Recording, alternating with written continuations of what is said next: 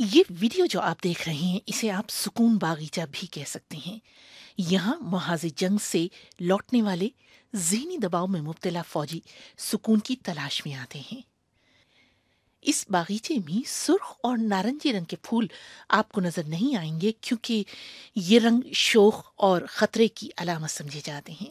یہاں سبز رنگ کے ساتھ نیلے، اودے اور گلابی رنگ کے پھولوں کے امتزاج کے ساتھ ساتھ پانی کے تالاب بنائے گئے ہیں۔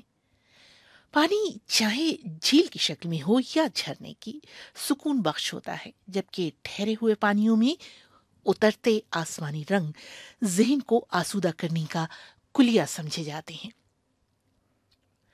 یہ باغیچہ ان خاتون کی بالکل ذاتی کاوش ہے جو ایک سابقہ فوجی کی اہلیہ ہیں۔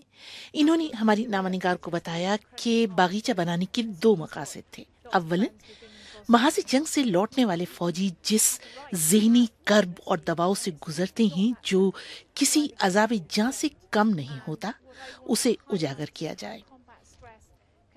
دویم، ان کا کہنا ہے کہ میں یہ سمجھانا چاہتی تھی کہ ذہنی بے چینیوں اور دباؤ سے چھٹکارے کے لیے یہ ضروری نہیں کہ اینٹی ڈپریسنٹ گولیاں یعنی سکون یا نیند آور ادویات کا سہارا لیا جائے۔ اس کے بجائے قدرتی نظاروں، رنگوں اور پھولوں کی مدد سے ارد گرد کا ماحول خوشکن بنا کر اس بیماری سے نمٹا جا سکتا ہے۔